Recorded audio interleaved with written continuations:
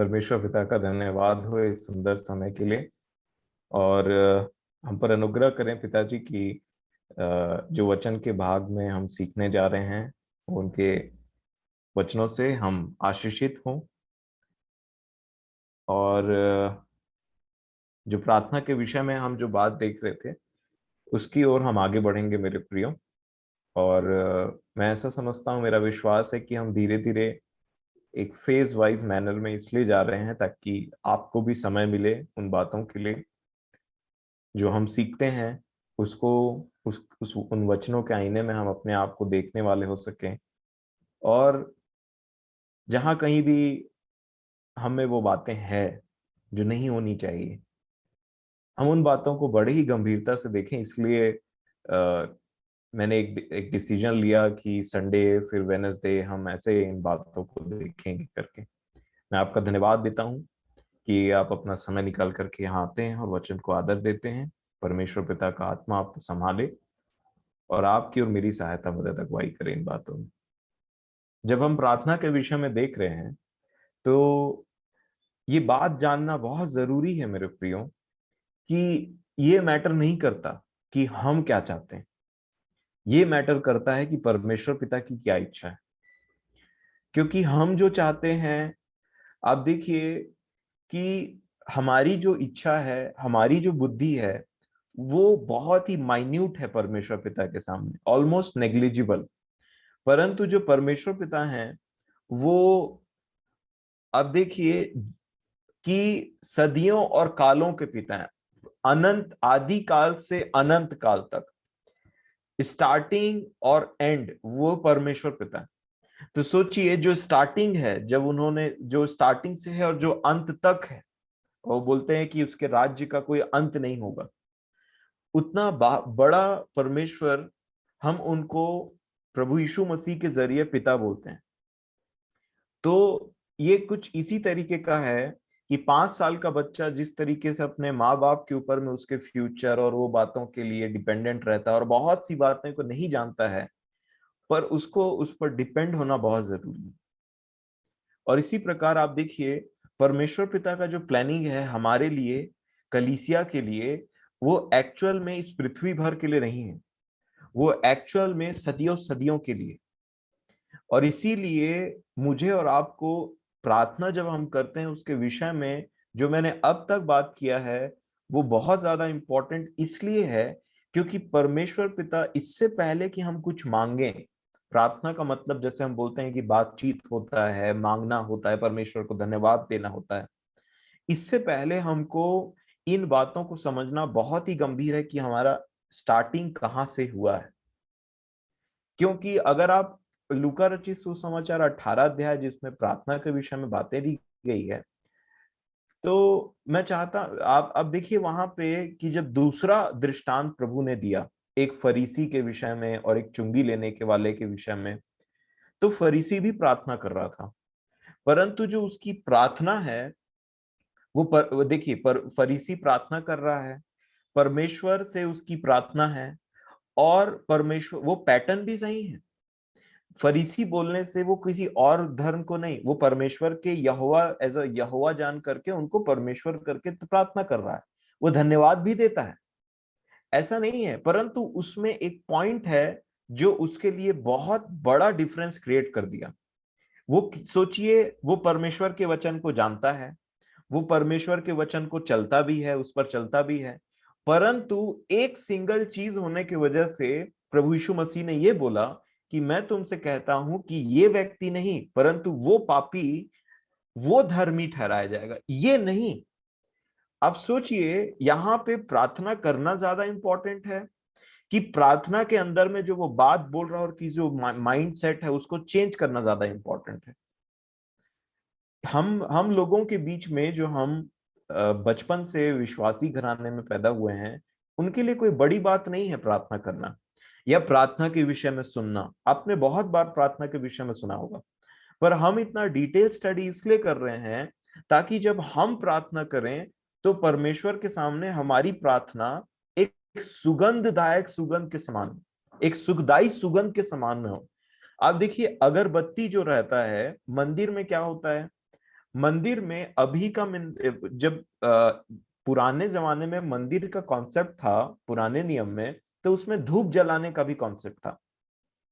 आप देखिए जकरिया और एलिशबा की बारी आई कि वहां पे वो परमेश्वर से प्रार्थना करें और धूप जलाएं, है ना। तो जब परमेश्वर का मंदिर होता है, मंदिर के अंदर में धूप या अगरबत्ती भी जलाई जाती है, जो कंटिन्यूअसली सुगंध देते रहती है मंदिर के अंदर में। उसी प्रकार परमेश्वर को हमारी प्रार्थना लगनी चाहिए, जो कंटिन्यूअसली उसको सुगंध के समान में, एक सुखदाई सुगंध के समान में बाए, कि और अधिकतर प्रार्थनाएं मन में होती हैं। आप देखिए, परमेश्वर जब हमको और आपको जज करेंगे, मुझे और आपको जज करेंगे, तो वो कौन सी बातों को लेकर के न्याय करेंगे? वो एक्चुअल में मेरे और आपके मन में क्या था उस बात को लेकर के न्याय करेंगे। और इसीलिए वचन बाइबल में प्रभु यीशु मसीह जब आए, तो अधिकतर बातों को आप देखिए, वो अगले के मन में क्या है उसको जान लेते थे और उसके अनुसार बात करते थे। ये नहीं वो बोलते थे कि ये मुंह से कितना क्या बोल रहा है, वो नहीं, परंतु वो मन के अंदर जो बात चल रहा है वो उसको जान करके उनसे बातचीत करते थे। इवन सामरी स्त्री भी जो बात कर रही थी, उनको पता था कि वो कुछ और बोल रही है, परंतु उसके मन में, उसके जीवन में क्या चल रहा है वो प्रभु यीशु मसीह ने पॉइंट आउट किया। और इसीलिए हमको ये बात समझनी जरूरी है और परमेश्वर के आत्मा के ऊपर में डिपेंडेंट होना बहुत जरूरी है। क्योंकि परमेश्वर के आत्मा का नाम क्या है? क्या कहा यीशु मसीह ने? मैं तुम्हें एक सहायक, मैं जाऊंगा और एक सहायक भेजूंगा। वो एक हेल्पर है। और मान लीजिए, जो परमेश्वर ने हमारे लिए एक हेल्पर को रखा है, जो बहुत ही आदरणीय और बहुत ही पवित्र है, और बहुत ही हमको उनको एग्जैक्टली परमेश्वर के जैसे ट्रीट करना है। और जब परमेश्वर ने हमारे लिए वो पवित्र आत्मा रखा है और बोला ये तुम्हारी सहायता करेगा, और मान लीजिए मैं बोलूं कि मुझे सहायता की जरूरत नहीं है और मैं अपने मन से कुछ कार्य करने लगूं, तो जब परमेश्वर को पता है कि मेरे मुझे सहायता की जरूरत है, तो उन्होंने, आप सोचिए, कभी इस संसार ने, कभी परमेश्वर के जानने वालों ने, इवन उससे प्रार्थना करने वालों ने ये बात के लिए परमेश्वर को बोला क्या? परमेश्वर पिता, आप अपने आत्मा को भेजिएगा कि वो हमारे अंदर में आए। लोगों को उनके जरूरत के बारे में पता भी नहीं था कि उनको क्या चीज की जरूरत है। उनको ये बात पता भी नहीं था कि हमको एक हेल्प की जरूरत है, एक सहायता की जरूरत है। और इस बात का लोगों को, हमको अपने नीड के बारे में भी पता नहीं था, परंतु परमेश्वर पिता को पता था कि इन लोगों को क्या चीज की जरूरत है। वो एक बहुत ही मास्टर प्लानर है। और इसीलिए वो जो सहायक है, वो जो पवित्र आत्मा है, वो हमारी सहायता करता है एक एक चीजों के लिए। आप देखिए रोमियो की पत्री, उसका 8 अध्याय और उसके 26 और 27 वचन में ये वचन लिखा है। रोमियो 8 उसका 26 और 27, इसी रीति से आत्मा भी हमारी दुर्बलता में सहायता करता है, क्योंकि हम नहीं जानते कि प्रार्थना किस रीति से करना चाहिए, परंतु आत्मा आप ही ऐसी आहें भर भर कर, जो बयान से बाहर है, हमारे लिए विनती करता है। अब इसके बाद में 27 वचन को भी बड़े ध्यान से सुनिएगा।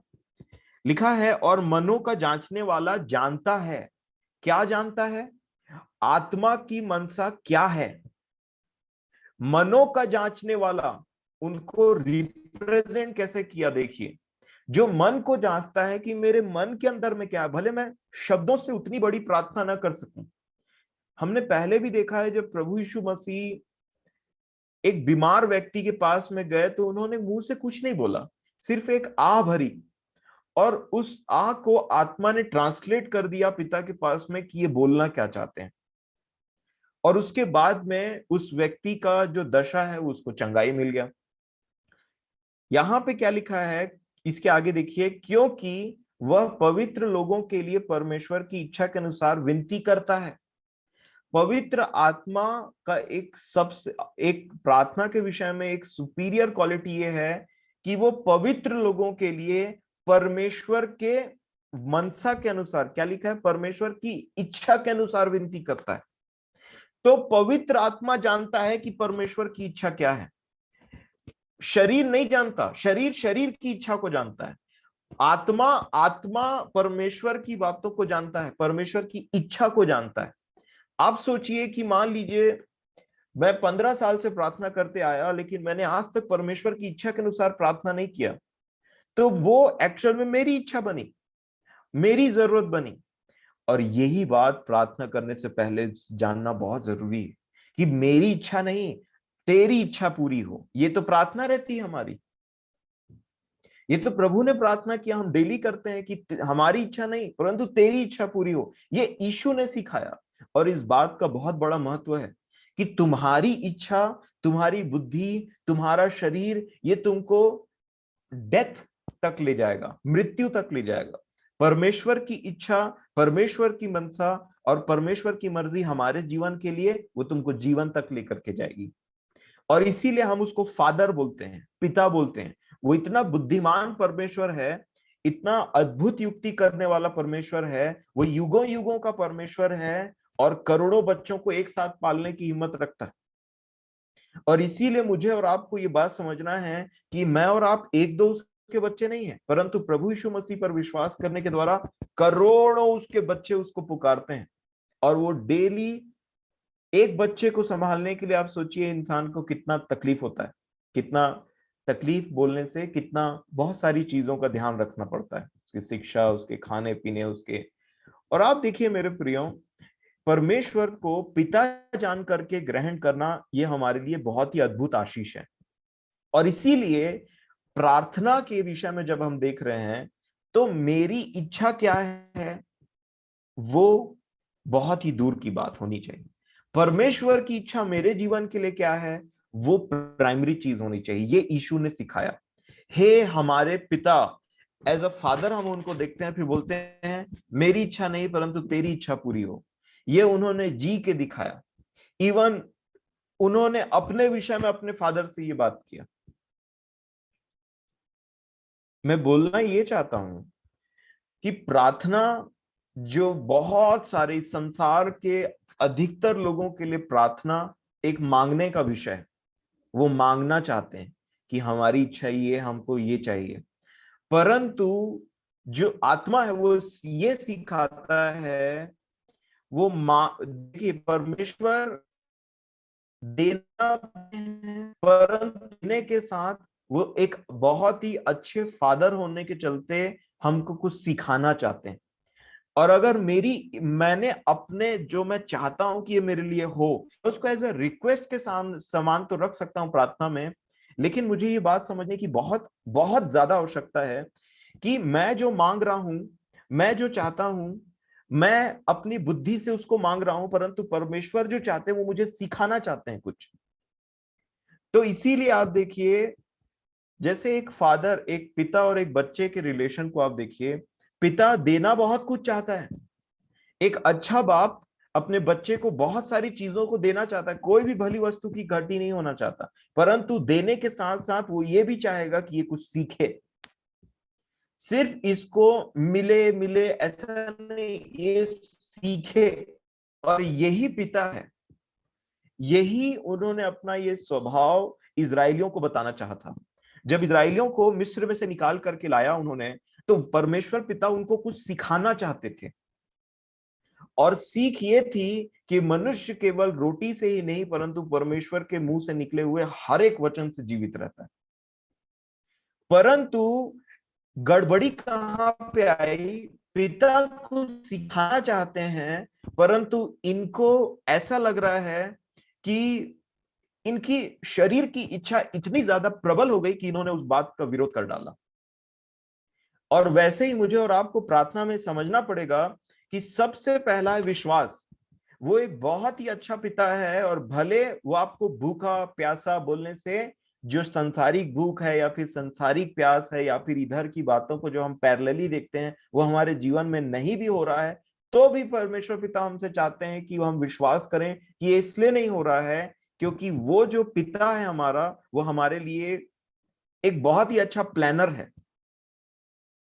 आप देखिए, ऐसा नहीं था कि वो उनको मांस नहीं खिला सकते थे, परंतु ऐसा था कि खिलाना नहीं चाहते थे, उनको वो सिखाना चाहते थे कोई बात को।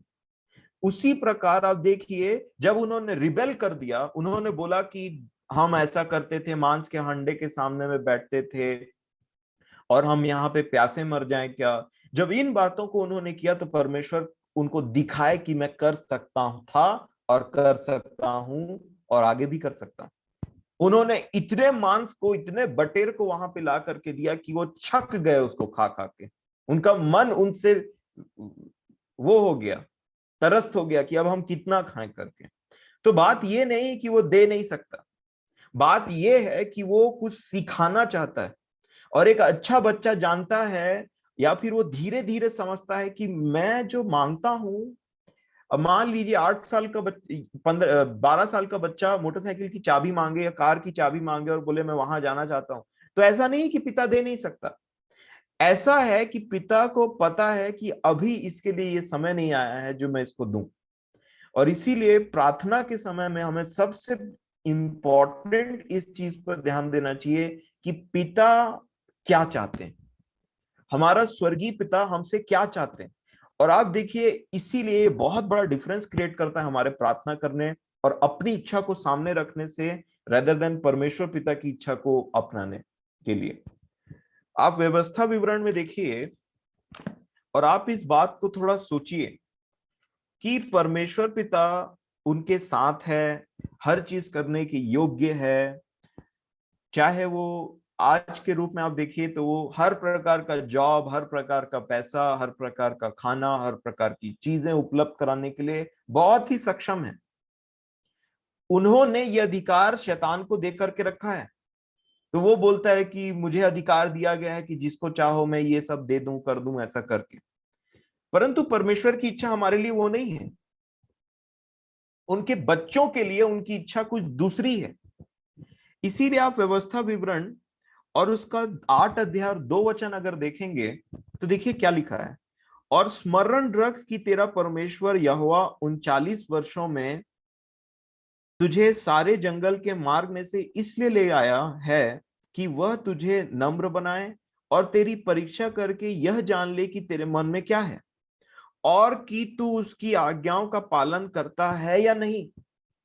ये परमेश्वर पिता जानना चाहते हैं। और 3 वचन में लिखा है, उसने तुझको नम्र बनाया और भूखा भी होने दिया, कि फिर वह मन्ना जिसे न तू और न तेरे पुरखों ही जानते थे, वही तुझको खिलाया, इसलिए कि वह तुझको सिखाए।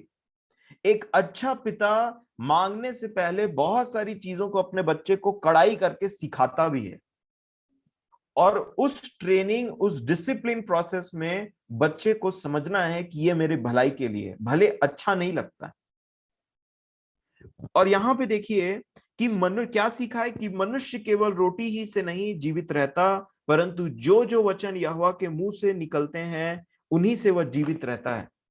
और ये बात उसके बच्चे जानना जरूरी है, उसको सिखाना चाहते हैं। और ये बात उनके सबसे प्रथम पुत्र ने सीखा और बोला भी शैतान को।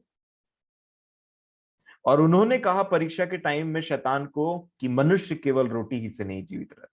ये परमेश्वर का पुत्र है जो उसकी इच्छा को जानते थे और उन्होंने उस चीज को सीखा। उसी प्रकार याद रखिएगा, जब हम प्रार्थना करते हैं, हमारे जीवन के लिए प्रार्थना जो है वो हमारी बुद्धि के अनुसार, हमारी जरूरतों के अनुसार में एक डिमांड हो सकता है। परंतु परमेश्वर हमें कुछ सिखाना चाहते हैं। और देने और सिखाने का जो तालमेल है वो पिता बहुत अच्छे से जानते हैं कि कब मेरे बच्चे को कौन कौन सी चीजों की आवश्यकता है, कब उसको देना है, और कौन सी चीज को अभी नहीं देना है कि वो सीखे कुछ उस चीज से। और इसीलिए हमारे साथ में एक ऐसा ट्रीटमेंट होता है जो बाकी के संसार वालों के साथ में नहीं होता। और इसी बात से कई बार परेशान भी हो जाते हैं लोग कि परमेश्वर हमारे साथ है तो हमें हमें हमको पानी तक नहीं मिल रहा है पीने के लिए। पानी तक नहीं मिल रहा है, सोचिए, पानी तक नहीं मिल रहा है। क्यों उन्होंने वैसा किया था? ताकि ये मुझ पर विश्वास करें। और पानी की क्या बात है, वो तो चट्टान से पानी निकाल करके उन्होंने उनको दिखाया कि मैं कर सकता हूं। लेकिन यही होता है पिता पे ट्रस्ट करना। जब बच्चे पिता पे ट्रस्ट करते हैं तो पिता को ये भाता है कि मेरा बच्चा मुझ पर ट्रस्ट करता है।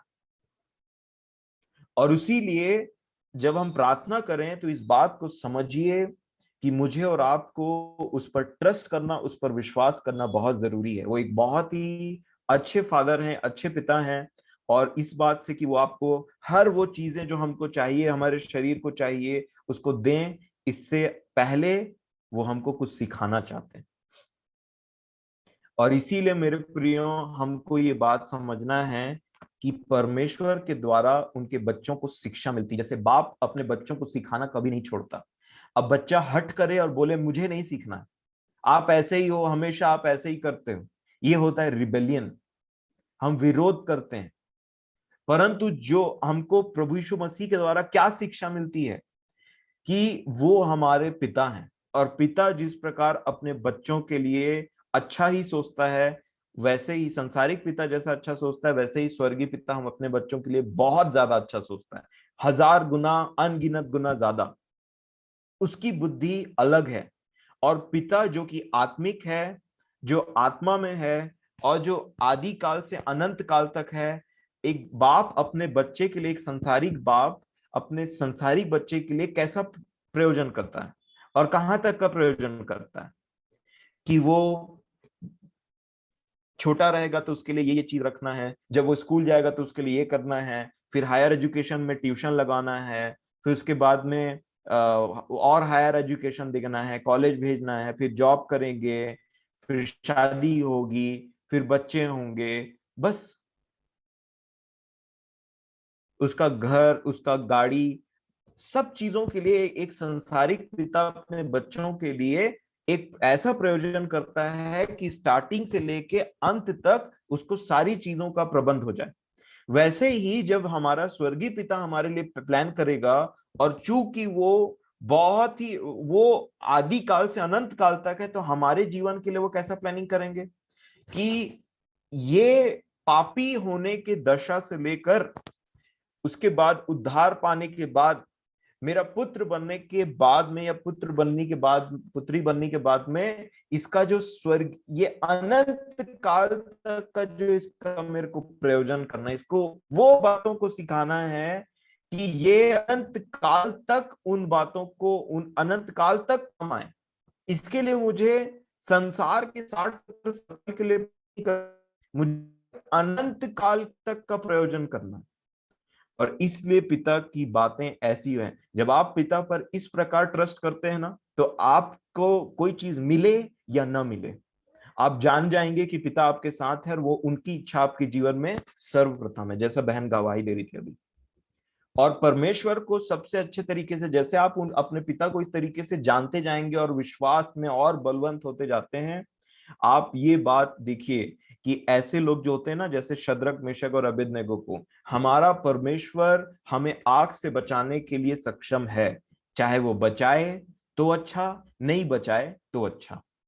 ये इस प्रकार का जो क्वालिटी होता है ना परमेश्वर के लोगों में, ये होना बहुत जरूरी है। उनको तो परमेश्वर का पुत्र और पुत्री बनने का, शद्रक, मेशक और अबेदनगो उनको परमेश्वर के नाम से जानते थे। पर मैं और आप प्रभु यीशु मसीह के द्वारा उनको एज अ फादर जानते हैं, पिता के द्वारा पिता एज अ फादर जानते हैं, पिता जानते हैं उनको, है ना।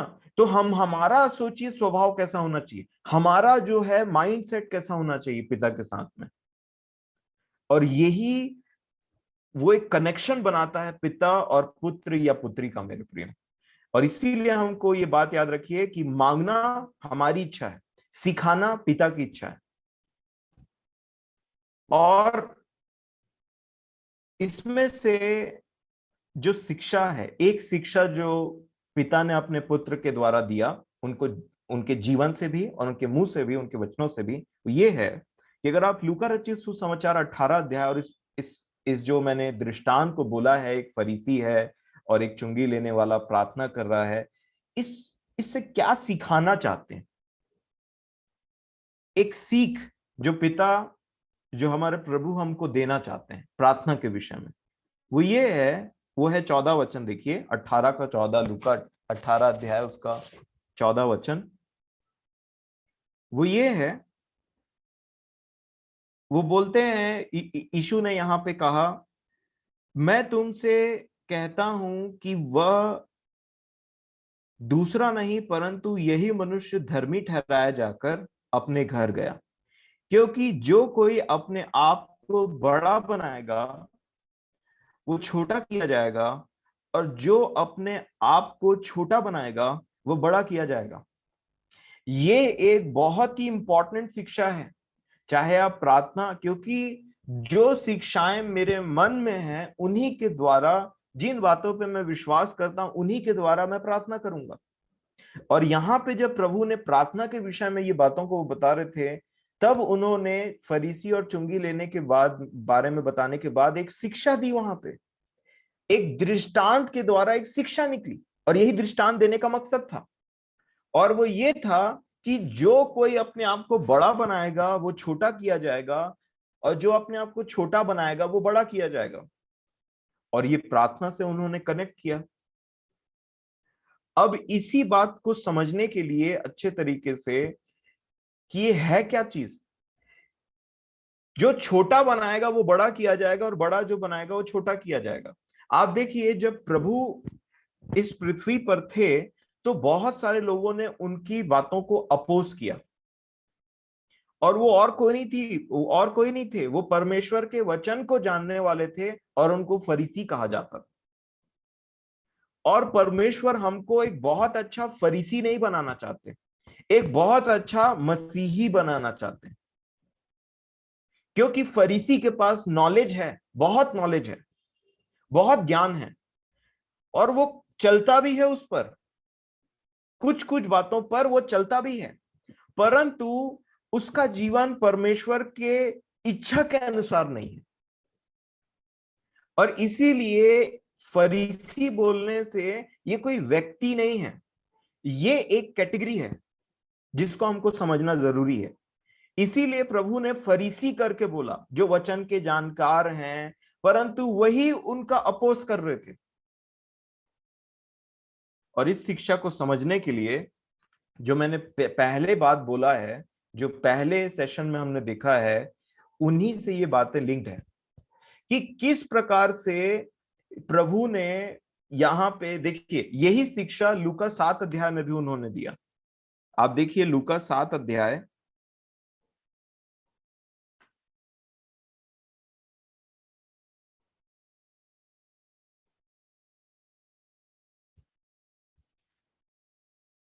और उसका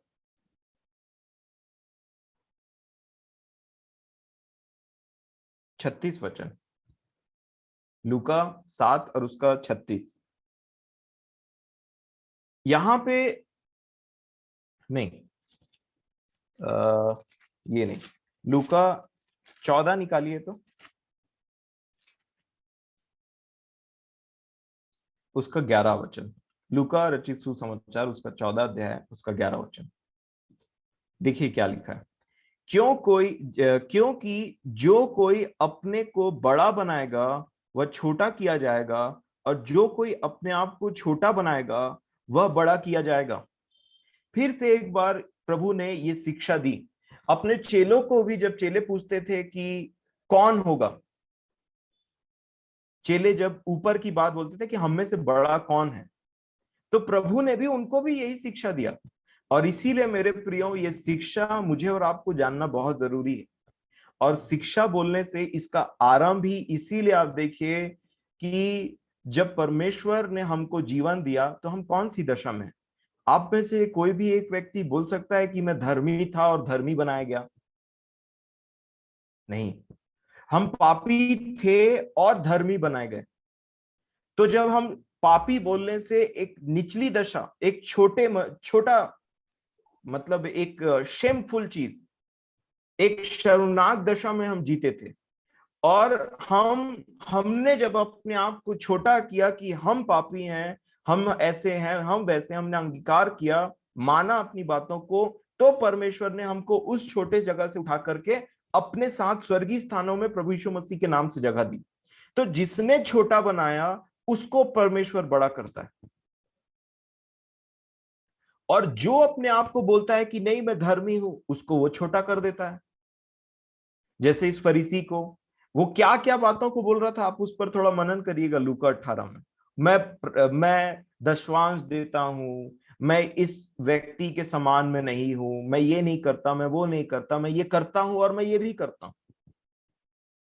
तो वहां पे इसीलिए प्रभु ने बोला इस व्यक्ति को, ये ठीक है जो भी वो करता है, लेकिन उसके चलते वो दूसरे को एक तुच्छ नजर से देख रहा है।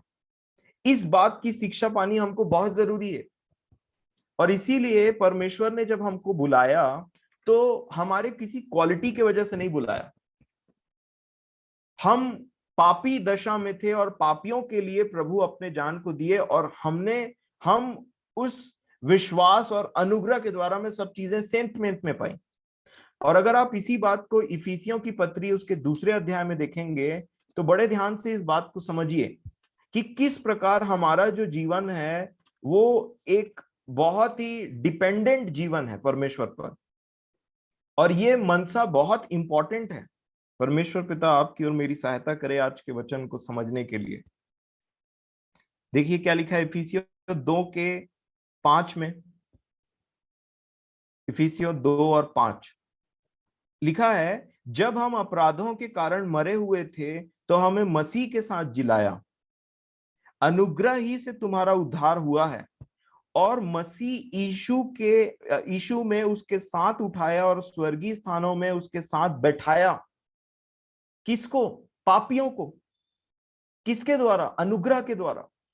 और आगे क्या लिखा है कि वह अपनी उस कृपा से जो मसीह यीशु में हम पर है, आने वाले समयों में अपने अनुग्रह का असीम धन दिखाए। क्या है पर्पस मेरा और आपका? वो इस पृथ्वी पर भी है और आने वाले समय में भी है। इसका मतलब क्या है कि हमारा जो जीवन इस पृथ्वी पर एक गवाही के तौर पे होना चाहिए, और परमेश्वर की कलीसिया के नाम से जाना चाहिए, पुत्र और पुत्री भी।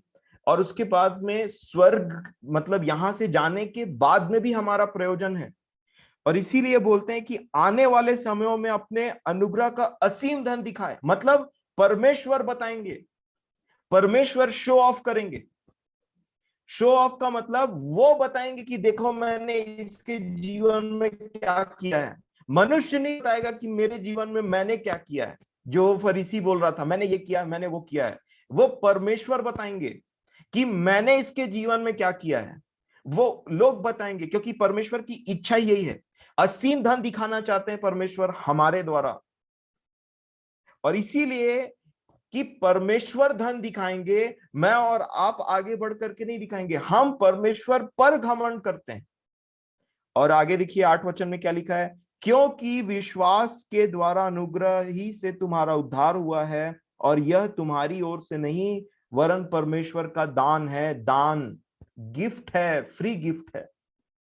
और जब हम इस दान को एक्सेप्ट करते हैं और मानते हैं कि हमसे नहीं परंतु परमेश्वर ने हमारे लिए किया है, तब हमारा जो बोलने का और मन के विचार, क्योंकि हर एक चीज मन में होता है, घमंड मन में होता है, मुंह सिर्फ बताता है कि मन में क्या चल रहा है। और इसीलिए मेरे प्रियो आप देखिए इसके आगे क्या लिखा, 9 वचन को देखिए ध्यान से, और न कर्मों के कारण ऐसा ना हो कि कोई घमंड करे। ये पर्पस है। कोई व्यक्ति घमंड नहीं कर सकता परमेश्वर के सामने में, क्योंकि जब जब मैं और आप सब उसके राज्य में प्रवेश करेंगे और वो हमसे बोलेंगे, वहां पे जब बातचीत होगी और जो पूरा माहौल बनेगा, वहां पे सिर्फ और सिर्फ ऐसे लोग प्रकट होंगे जो बोलेंगे हम पापी थे परंतु परमेश्वर ने हमको अपने पुत्र में धर्मी बनाया और अपनी महिमा के नाम से हमको खड़ा किया और हमारे साथ ये काम किए। ये रहेगा स्वर्ग में पर्पस। स्वर्ग में एक ही परमेश्वर है और बाकी सब उसके पुत्र और पुत्रियां वहां पे मौजूद रहेंगे। और जो ये बात को बार बार बोलेंगे कि उसने हमको ऐसा किया, इसलिए उसने हमारे साथ ऐसा किया, मतलब सब महिमा परमेश्वर को जाएगी। कोई व्यक्ति ये नहीं बोलेगा मैंने ये किया करके मैं यहां पे हूं, क्योंकि ये हो चुका है। सबसे प्रथम पाप सबसे पहले जो परमेश्वर के सामने किया गया वो घमंड ही था, और स्वर्ग में ही घमंड हुआ। इसीलिए परमेश्वर वो दोबारा जब वो रिक्रिएट हो रहा है सब चीज, तो दोबारा उस चीज का अवसर नहीं देंगे किसी को। और इसीलिए वहां पे वो लोग उपस्थित होंगे जो परमेश्वर के द्वारा उसके पुत्र पर विश्वास करने के द्वारा धर्मी बनाए गए, और बाकी जो काम है वो परमेश्वर अपनी ही इच्छा से मनुष्यों के मन में डालता है, जिसको धर्म के काम बोले जाते हैं, जिसको करना अवश्य है। और इसीलिए देखिए ये सब होने के बाद स्टार्ट होता है 10वां वचन। क्या लिखा है? क्योंकि हम उसके बनाए हुए हैं और मसीह यीशु में उन भले कामों के लिए सृजे गए जिन्हें परमेश्वर ने पहले से हमारे करने के लिए तैयार किया। ये परमेश्वर ही है जो मन में इच्छा उत्पन्न करते हैं और वो करते हैं। तो करने वाला कौन हुआ? परमेश्वर हुए उन भले कामों को करने के लिए। तो हमको पाप से छुड़ाया परमेश्वर ने, धर्मी बनाया परमेश्वर ने, हमसे कार्य भी करवाया परमेश्वर पिता ने। इसीलिए ये मैं नहीं, और टोटल फोकस परमेश्वर पिता है। अब ये बात तो हम समझ गए, जानते भी हैं, कई बार हमने सुना है। अब इसके आगे का जो बात है वो कई धर्मियों को मुसीबत में डाल देता है। मैं 3 चीज बताना चाहूंगा। ये 3 बात जो आपको और मुझे हमेशा से इस सत्य को जानना जरूरी है कि जब हम पापी थे तो विश्वास और अनुग्रह से हमारा उद्धार हुआ। जब यीशु मसीह प्रकट होंगे तो भी हमको अनुग्रह की बाट जोनी है। अब देखिए पहला पत्रस उसका पहला अध्याय और उसका 13 वचन। पहला पत्रस पहला अध्याय और 13 वचन लिखा है, इस कारण अपनी बुद्धि की कमर बांधकर और सचेत रहकर उस अनुग्रह की पूरी आशा रखो जो यीशु मसीह के प्रकट होने के समय तुम्हें मिलने वाला है। तो आप देखिए हमारा आरंभ कैसे हुआ? अनुग्रह से, विश्वास के द्वारा। प्रभु यीशु मसीह के दूसरे प्रकट में कैसे हमको वहां पे एंट्री मिलेगी? उसके अनुग्रह के द्वारा।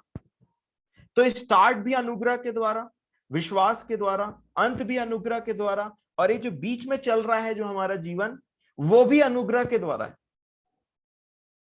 जिसमें हम पाप पे जय पाते हैं, परमेश्वर के वचन पे चल पाते हैं, पाप से दूर रह पाते हैं और परमेश्वर के पुत्र के समानता में बदलते चले जाते हैं। मतलब ये जो मसीही जीवन है ये भी किसके द्वारा है? अनुग्रह के द्वारा। रोमियो की पत्री उसका 5 अध्याय और उसका 1-2 देखिए। देखिए क्या लिखा है, रोमियो 5 उसका 1 और 2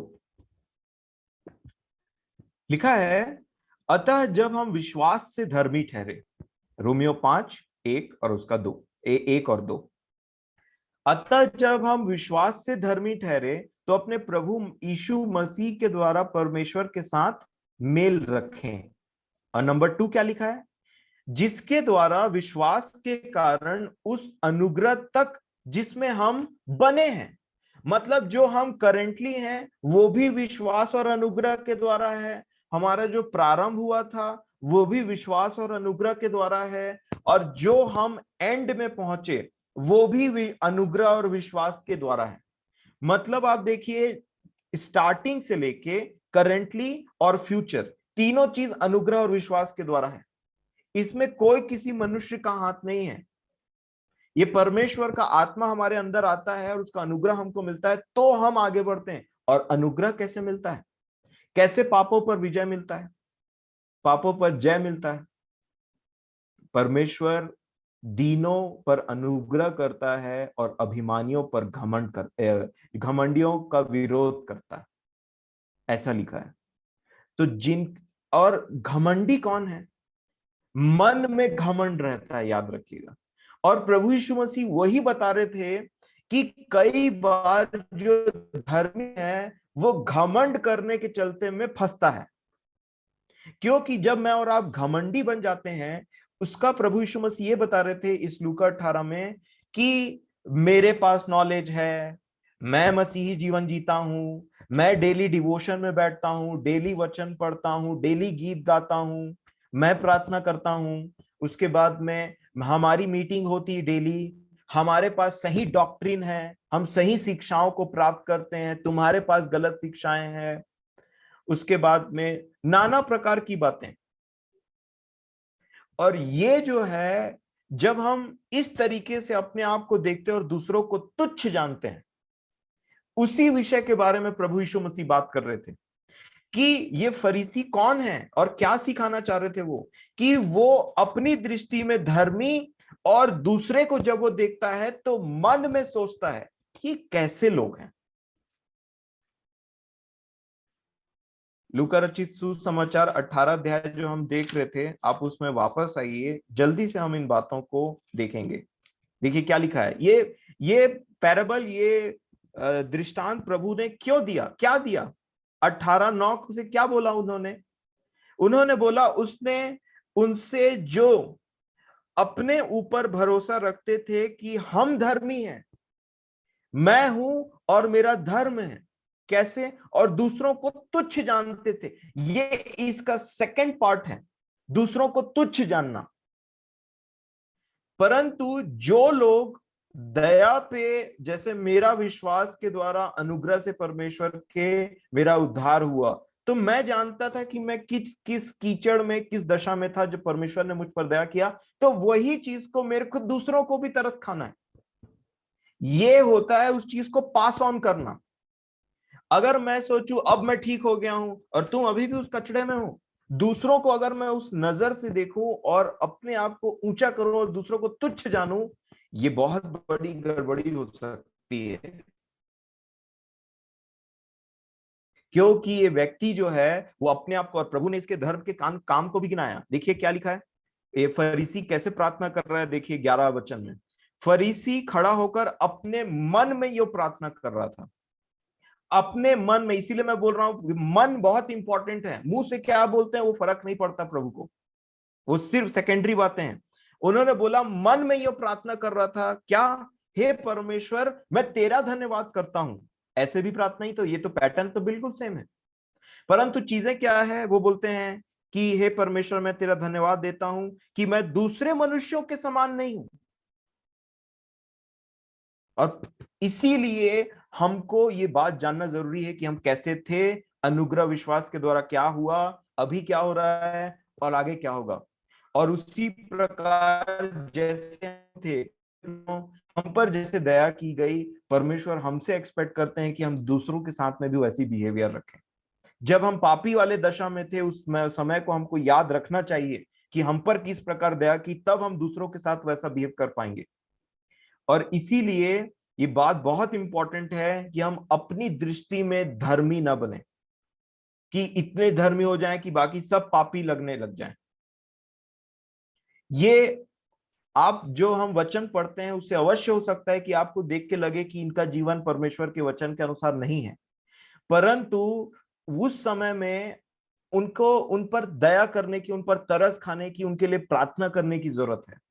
ये जरूरत है कि हम जिस दृष्टि से उनको देखें वो कभी तुच्छ या फिर हे दृष्टि से न देखें, परंतु परमेश्वर चाहते हैं कि मैं और आप उनके पुत्र का स्वभाव उनके ऊपर में प्रकट करें। जब सारा जमाना जानता है उन पर कि वो ऐसे लोग हैं, परंतु जब उनसे बात करें तो हमको फिर से बताने की जरूरत नहीं है, मन में सोचने की जरूरत नहीं कि इससे तो मैं बहुत लाख गुना अच्छा हूं, ऐसा जीवन नहीं मेरा। यही प्रभु बोल रहे थे।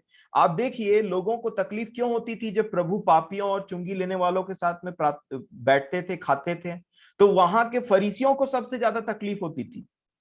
इवन चेले भी इस बात से समझ नहीं पाए कि ये सामरी स्त्री से क्यों बात कर रहा है, परंतु सारी बातों को एक तरफ करके प्रभु ने बोला, मैं पापियों के लिए आया हूं, धर्मियों के लिए नहीं आया हूं मैं।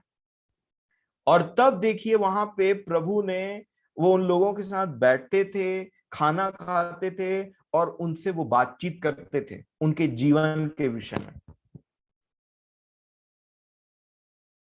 सामरी स्त्री 5 पति कर चुकी थी, है ना। 4 पति या 5 पति, ऐसा मुझे अभी ठीक से याद नहीं आ रहा, परंतु वो मल्टीपल हस्बैंड वाली वाइफ थी, एक स्त्री थी, बहुत सारे पति कर चुकी थी, और अभी जिसके साथ रह रही थी वो भी उसका हस्बैंड नहीं था। उसके पास में जब प्रभु गए तो क्या प्रभु ने उस पर दोष लगाया, क्या प्रभु ने बोला कि तू एक बहुत ही खराब स्त्री है और इसलिए, मतलब प्रभु से बात क्यों करते। और प्रभु ने जब उनको अप्रोच किया तब उनको वो बात बताई जो वचन को जानने और उनको क्लेम करने वाले लोगों को नहीं बताया। उनके साथ में, उस स्त्री के साथ में प्रभु ने इस बात को डिस्कस किया कि तुझे जीवन का जल चाहिए, जो कभी भी फरीसियों को नहीं बोला। और इसीलिए मुझे ये बात समझने की जरूरत है कि जब पूरा संसार, जब पूरे लोग उस एडल्ट्रस वुमन पर, वो व्यभिचारिणी स्त्री पर दोष लगा रहे थे, इसको पत्थर मार मार के मार दो। अब देखिए प्रभु ने वो काम नहीं किया। जब फरीसी ने प्रभु को इनवाइट किया था, लूका 7 अध्याय में देखिएगा आप कि जब फरीसी ने लोगों को, प्रभु को इनवाइट किया था और वो स्त्री आई जो एक कैरेक्टर उसका ठीक नहीं था, परंतु वो रो रो करके और अपने वो इत्र को उंडेल करके प्रभु के पैर को वाइप कर रही थी, अपने आंसुओं से प्रभु के पैर को धो रही थी। तो वहां पे जो वचन के जानने वाला फरीसी है, उसमें दया नाम की चीज नहीं थी। परंतु प्रभु का बिहेवियर वहां वैसा नहीं था। प्रभु ने वहां पे पूरा टोटली बिहेवियर उनका एकदम अलग था। इसीलिए हमको भी एग्जैक्टली प्रभु यीशु मसीह के समान स्वभाव रखना है। उन्होंने उस स्त्री को तुच्छ नहीं जाना कि तू एक बहुत ही खराब स्त्री है, फिर आई यहाँ पे और उसके बाद में ये कर रही, तू मेरे से दूर जा। परंतु उन्होंने वहां पे उसको क्षमा किया, उसको शांति दिया, बोला शांति से जा, कुशल से जा, तेरे विश्वास ने तुझे ठीक किया। और वही बिहेवियर मुझे और आपको रखना है। क्योंकि अगर मैं और आप अपनी दृष्टि में फूलते चले जाएं, ये होता है, नॉलेज पफ्स अप लिखा है वचन में, ज्ञान फुलाता है अंदर से। और ये बात ध्यान रखना बहुत जरूरी है कि हमें उन लोगों के साथ में जो परमेश्वर के वचन से दूर हैं, या फिर नहीं उद्धार पाए हैं, या फिर बहुत ही संसारिक जीवन, या फिर बहुत ही वचन के अनुसार जीवन नहीं जीते हैं, उनके साथ में हमारा व्यवहार कैसा है। जब हम उनको देखते हैं तो न्याय करते हैं कि दया करते हैं। ये बात बहुत इंपॉर्टेंट है मेरे प्रियो, क्योंकि अगर ये जो माइंडसेट मेरे और आपके अंदर में ये चेंज नहीं हुआ, हमारे देखने की दृष्टि जो है वो चेंज नहीं हुई, या पिता के समान नहीं हुई कि हमको उन पर तरस आए। न्याय करने का काम परमेश्वर का है। जो मैं करता हूं, जो मैं सोचता हूं, उन बातों का भी वो न्याय करेंगे, और जैसा अगला जीवन जीता है उन बातों का भी वो न्याय करेंगे। इसमें कोई दो राय वाली बात नहीं है। परंतु जब तक मैं इस पृथ्वी पर हूं, क्या मैं दूसरों को देख करके कहीं फूलता तो नहीं हूं कि मैं उनके जैसा मैं नहीं हूं, या फिर मैं ये करता हूं वो करता हूं, और उस तरीके से ये बातें तो नहीं आती हमारे जीवन में। क्योंकि ये बहुत बड़ा फंदा हो सकता है। ये जो फरीसी है, इसकी क्वालिटी क्या है देखिए 11 वचन में, मैं दूसरे मनुष्यों के समान अंधेर करने वाला, अन्यायी और व्यभिचारी नहीं, और न इस चुंगी लेने वाले के समान हूं। मैं सप्ताह में 2 बार उपवास रखता हूं, मैं अपनी सब कमाई का 10वां अंश भी देता हूं। ये सारी बातें उसने बता दी, परंतु वो मन में दूसरे को तुच्छ जान रहा है। ये दृष्टांत का मतलब है, देखिए फिर से एक बार 9 में, उसने उनसे जो अपने ऊपर भरोसा रखते थे कि हम धर्मी हैं और दूसरों को तुच्छ जानते थे, उनके ऊपर में ये दृष्टांत है। तो कहीं मैं और आप दूसरों को तुच्छ तो नहीं जानते? हमें प्रभु की आत्मा है, प्रभु का आत्मा है, तो प्रभु का स्वभाव होना चाहिए दूसरों को देखने के लिए। मैंने ये गलती मुझसे हुई और मैंने तब सीखा इन बातों को जो प्रभु ने मुझसे बोला। क्योंकि जब हम परमेश्वर के वचन में आगे बढ़ते हैं तो जरूरी नहीं है कि हमारा ज्ञान इतना हो तो जीवन भी उसी के अनुसार हो। हम सब परमेश्वर के वचन के सामने एक समान हैं और छोटे हैं, कि और छोटा रहना बहुत आवश्यक है कि जब कभी भी वो आपसे ऐसे बात करे तो उसको एक्सेप्ट करना बहुत जरूरी है। अगर ऐसा है तो, नहीं है तो बहुत अच्छी बात है। लेकिन अगर मैं और आप अपने आप को देखते हैं, क्योंकि कई बार जब ऊपर जाते रहते हैं तो नीचे वाले लोग बहुत छोटे दिखाई देने लग जाते हैं। परंतु प्रभु ऐसे नहीं थे। वो इस दुनिया में सबसे ज्यादा धर्मी व्यक्ति थे जब वो घूम रहे थे, और तो भी उन्होंने उन लोगों के साथ में संगति रखी जिनके कारण लोग उन्हें बीलजेबुल बोलते थे, शैतान बोलते थे। वो जाते थे उन पापियों के पास में, क्योंकि जब मैं पापी था, मुझे प्रभु की जरूरत थी। और तब अगर मेरा जीवन जो प्रकट हो जाता लोगों के ऊपर में, तो वो बोलते कि कैसा गंदा आदमी है, कैसी कैसे पाप हैं इसके जीवन में। परंतु तब प्रभु मेरे पास में आया और तब उन्होंने मुझे इस बात को लेकर के विश्राम दिया, क्षमा दिया, और मेरे साथ में उन्होंने संगति की।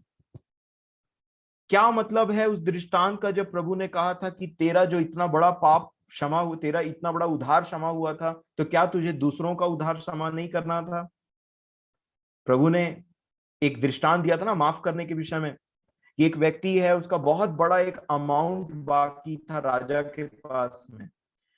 तो उसका इतना बड़ा अमाउंट क्षमा हुआ, और उसको जब क्षमा करने की बारी आई तो उसने क्या किया, एक छोटे से अमाउंट को रखा और बोला कि मैं क्षमा नहीं करूंगा, मुझे ये पैसा वापस चाहिए करके। मेरे प्रियो, हमें ये बात जानना बहुत जरूरी है, और ये बात समझना बहुत जरूरी है कि दूसरों को हम कभी तुच्छ ना जाने। क्या जाने परमेश्वर दूसरों को मौका दे, कब वो मन फिराए। कई बार डॉक्ट्रिन थोड़ी सी इधर उधर हो जाती लोगों की, कुछ लोग सीखते रहते, कई बार थोड़ा डॉक्ट्रिन इधर उधर हो जाता है वचन से, वो तो डायरेक्टली ब्लेम लगा दिया जाता है। नहीं, आप देखिए, एक व्यक्ति था अपुल्लोस, उसकी डॉक्ट्रिन थोड़ा बिगड़ गई, इधर उधर हुई थी, कंप्लीट नहीं थी। तो अक्विला और प्रिस्किल्ला ने उस पर दोष नहीं लगाया कि ये झूठी शिक्षा देने वाला है, परंतु उसको अपने घर बुलाया और बोला कि इसके आगे ऐसा ऐसा भी है। कुछ ऐसी बातें हैं जो, आप देखिए, कई बार हम वचन में बढ़ते चले जाते हैं तो दूसरे लोग को तुच्छ समझने लग जाते हैं। ये बात से बचना बहुत जरूरी है। नहीं तो अगर मैं इसी को मन का घमंड भी बोलते हैं, आप किसी के पास संगति नहीं कर पाएंगे, आप किसी को सुसमाचार, ये सुसमाचार बोला क्यों जाता, अगर सुसमाचार नहीं होता तो उन लोगों के लिए जो इससे दूर है, परमेश्वर से दूर है, उनके लिए सुसमाचार बनता है। विश्वास करना या नहीं करना ये उनका काम है। उनके बारे में वो क्या है, उनके अंदर में उनको कुछ बातों को जान करके अपने मन में उनके उनसे कंपेयर करना कि मैं ऐसा नहीं, हम अच्छे हैं, ये बहुत है, क्योंकि आपका बिहेवियर चेंज हो जाएगा उन लोगों के प्रति। ये नहीं होना चाहिए। हमको ये बात बहुत अच्छे तरीके, ये क्या है, ये मन की बात है, ये इंडिविजुअल है। प्रभु ने कहा फरीसी कहां प्रार्थना कर रहा था, मन में बोल रहा था। और वहां पे हमने रोमियो में क्या देखा, मनों का जांचने वाला। मेरे प्रियो, आप लूका 7 अध्याय को भी पढ़िएगा आराम से। वहां पे एक स्त्री जैसे आती है, तो वो फरीसी के पास में, फरीसी के घर में, जैसा मैं बता रहा था कि वो एंटर करती है, तो प्रभु ने उस फरीसी और सारे लोगों को साइड किया, और एक स्त्री को क्या बोला, तेरे पाप जो बहुत थे वो क्षमा हुए। आप देखिए, वहां पे भी वो फरीसी मन में बोल रहा था कि अगर कोई भविष्यद्वक्ता होता तो ये जानता कि कैसी स्त्री इसको छू रही है, कैसे स्त्री से बात कर रहा है। और इसीलिए हमको कभी दूसरे को तुच्छ नहीं समझना चाहिए। जब भी बने परमेश्वर का वचन उन तक पहुंचाइए। वो किस दशा में क्या है, वो परमेश्वर और उसके बीच का काम है। नहीं तो कहीं गड़बड़ मत हो जाए, अपसाइड डाउन मत हो जाए। कैसे? प्रभु ने इस फरीसी को बोला ये धर्मी नहीं ठहराया गया, परंतु वो जो पापी है उसने जब क्षमा मांग लिया, वो धर्मी ठहराया गया। ये बहुत बड़ा गड़बड़ हो जाएगा नहीं तो। इसीलिए इन बातों को मैंने जरूरी समझा कि आज के आपके साथ में शेयर करूं।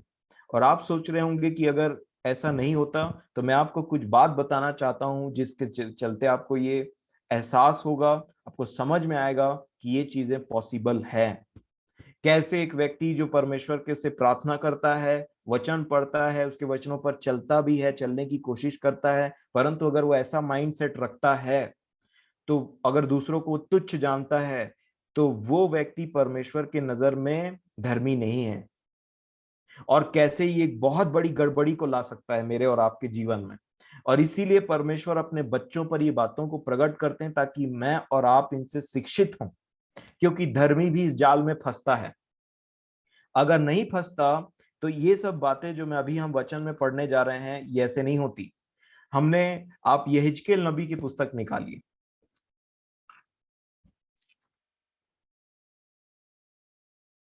यहेजकेल 18 अध्याय, उसका 24 वचन।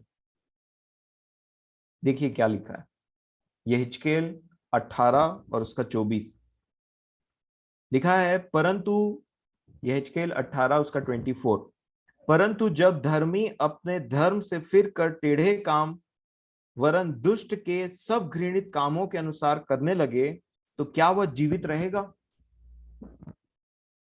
जितने धर्म के काम उसने किए हों, उसने उनमें से किसी का स्मरण न किया जाएगा। जो विश्वासघात और पाप उसने किया हो, उसके कारण वह मर जाएगा। आप देखिए कि कैसे एक व्यक्ति धर्मी से कैसे उसका जीवन एकदम डाउन चले जाता है। आप देखिए यहाँ पे एक ट्रांजिशन है, एक चेंज है। जो धर्मी व्यक्ति, जो धर्म के काम एक समय में करता था, वो अब इतना नीचे चला गया है कि वो एक पापी बन चुका है। कैसे हो सकता है ये? मैं फिर से पढ़ूंगा इसका पहला पार्ट। परंतु जब धर्मी अपने धर्म से फिर कर टेढ़े काम, कैसे हो सकता है एक व्यक्ति धर्मी था और अब टेढ़े काम करता है? ये 100% से जीरो आने के बराबर है। इसी बात को परमेश्वर पिता ने फिर से बोला, इसी के 33 अध्याय को निकालिए जरा,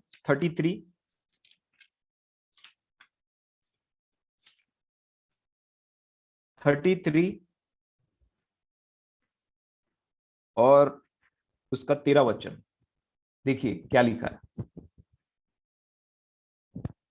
33 का 13, यह हिजकेल, यदि मैं धर्मी से कहूं कि तू निश्चित जीवित रहेगा, कि तू निश्चय जीवित रहेगा, और वह क्या लिखा है, अपने धर्म पर भरोसा करके कुटिल काम करने लगे।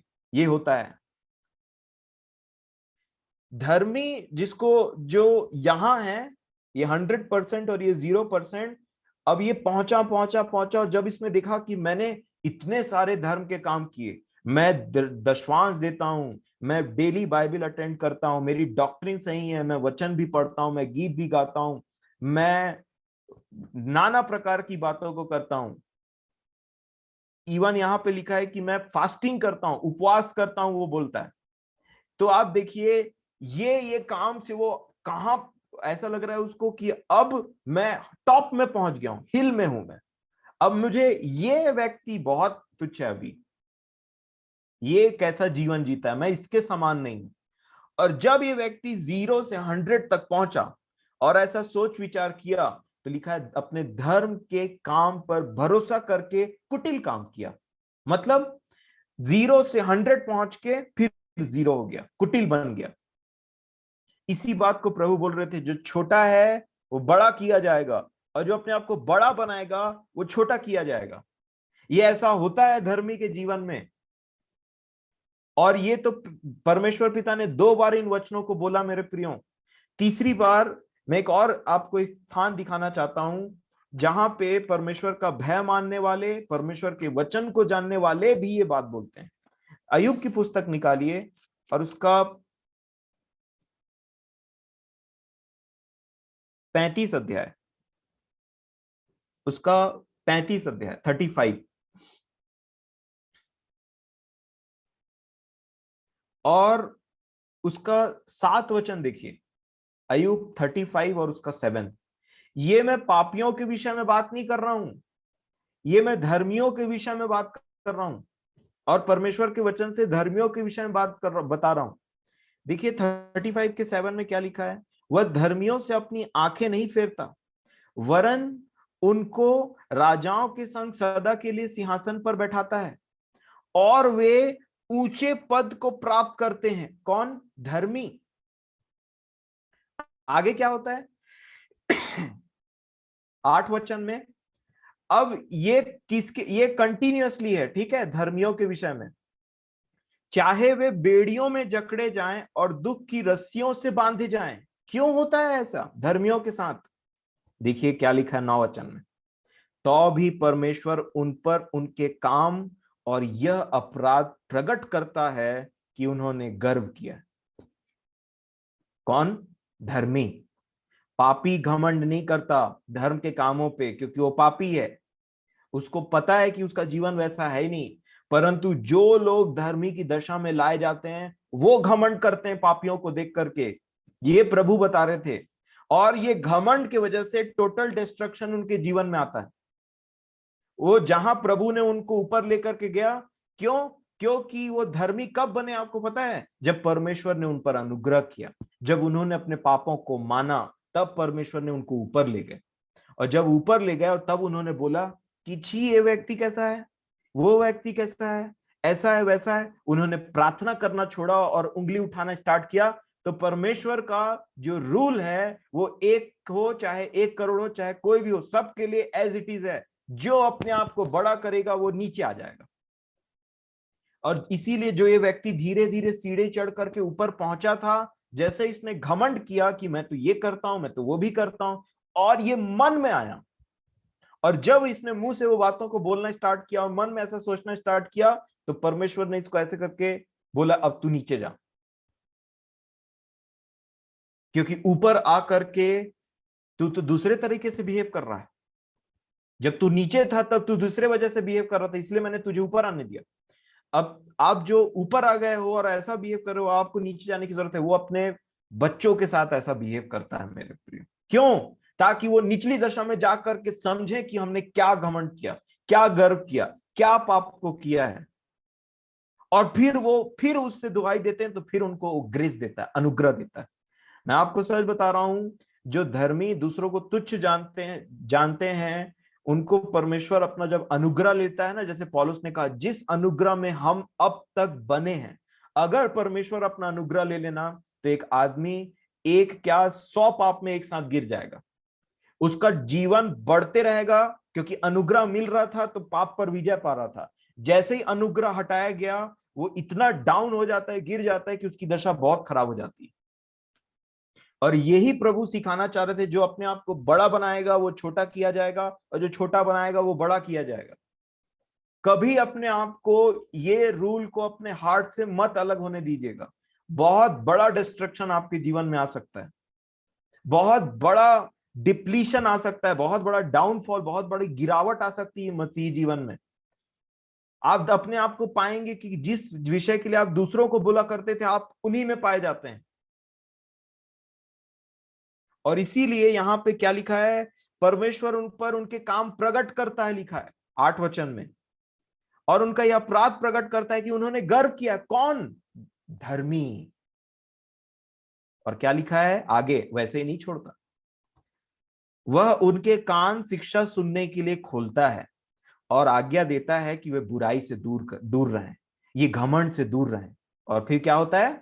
यदि वे सुनकर उसकी सेवा करें तो वे अपने दिन कल्याण से और अपने वर्ष सुख से पूरे करते हैं। परंतु यदि वे न सुने तो वे तलवार से नष्ट हो जाते हैं और अज्ञानता में मरते हैं। और 13 वचन देखिए क्या लिखा है? परंतु वे जो मन ही मन, कहां पे? मन ही मन भक्तिहीन होकर क्रोध बढ़ाते हैं, और जब वह उनको बांधता है तब भी दुहाई नहीं देते। जब परमेश्वर किसी को जकड़ता है, उनको दिखाता है कि तुमने घमंड किया इसलिए तुम इस पाप में पड़े, तुम पर अनुग्रह नहीं हुआ, और वो जकड़े जाते हैं, तो अभी दुहाई नहीं देते, परंतु और डाउन नीचे गिरते जाते हैं उस उड़ाऊ पुत्र के समान, जब तक वो टोटल डिस्ट्रक्शन ना हो जाए, जीरो ना हो जाए, कीचड़ में ना पहुंच जाए। घर से कीचड़ का एक वाक्या है उड़ाऊ पुत्र का, और कीचड़ से घर का भी वाक्य है उड़ाऊ पुत्र का। और इसीलिए परमेश्वर अपने बच्चों के समान ऐसा बर्ताव करते हैं। जो लोग अपने आप को घमंड, अपने धर्म के काम परमेश्वर को गिनाते हैं, मैंने ऐसा किया, मैंने वैसा किया, प्रभु ने क्या बोला उसको याद रखिएगा, ये नहीं, परंतु वो व्यक्ति धर्मी गया, मतलब इसकी प्रार्थना वो सुनता भी नहीं है। घमंडियों की प्रार्थना वो सुनता भी नहीं। क्या लिखा है? परमेश्वर घमंडियों के विमुख रहता है, उधर मुंह करके रहता है। ये 35, आपने अय्यूब खोला है ना, इसका 35 अध्याय और उसका 11 और 12 वचन को ध्यान से समझिएगा, क्या बोलना चाह रहा है यहाँ पे। क्या लिखा है? जो हमें पृथ्वी के पशुओं से अधिक शिक्षा देता और आकाश के पक्षियों से अधिक बुद्धि देता है। और देखिए 12 वचन क्या लिखा है? वे दुहाई देते हैं परंतु कोई उत्तर नहीं देता, यह बुरे लोगों के घमंड के कारण होता है। क्या लिखा है 12 वचन में? क्यों परमेश्वर प्रार्थना का उत्तर नहीं देता है? क्योंकि ये बुरे लोगों के घमंड के कारण होता है। प्रभु भी वहां वही बोल रहे थे, वो बोल रहा है, परमेश्वर ने सुना भी नहीं, वो क्या बात कर रहा है, मैं ये करता हूं वो करता हूं। ठीक है, तुम अपने आप से प्रार्थना कर रहे हो, तुम सिर्फ परमेश्वर का नाम ले रहे हो, ऐसे वाला हो गया। क्योंकि क्या लिखा है 13 वचन देखिए यहां, निश्चय परमेश्वर व्यर्थ बातें कभी नहीं सुनता। वो घमंड की बातों को सुनता तक नहीं है, हमने ये किया, हमने वो किया। और क्या लिखा है, और न सर्वशक्तिमान उन पर चित्त लगाता है, उसको उससे कोई मतलब नहीं। परंतु जो दीन होकर के अपने आप को प्रार्थना करते, परमेश्वर हमने अपराध किया है, वो उन पर अनुग्रह करता है मेरे प्रिय। वह लाचार की प्रार्थनाओं को कभी तुच्छ नहीं जानता, ऐसा लिखा है भजन संहिता 102 में। और आप देखिए, यही बात हमको सीखने की जरूरत है प्रार्थना में। तभी प्रार्थना हम दूसरों के लिए, जब आप किसी के जीवन को, अपने परिवार में ही किसी को देखते हैं कि उनका जीवन बहुत ही निचले दशा में जाते जा रहा है, तो उन पर दोष मत लगाइए, उनको पॉइंट आउट करके और ज्यादा उंगली उठा उठा करके और ज्यादा कि हम ऐसे हैं तुम ऐसे हो करके, ये नहीं। परंतु उनके साथ बैठिए, जब जैसे प्रभु बैठते थे चुंगी लेने वालों के साथ में, पापियों के साथ में, और उनसे कुछ बातों को ऐसा करिए जो वो आपसे खुले। आप देखिए, प्रभु ने सामरी स्त्री के सामने में ऐसी बात की जिससे वो स्त्री खुली और अपने मन की बात लास्ट में बोली, याकूब वाली बात, कि तुम कहते हो कि वो जो परमेश्वर के जगह है उसकी आराधना करने का, वो यरूशलेम है।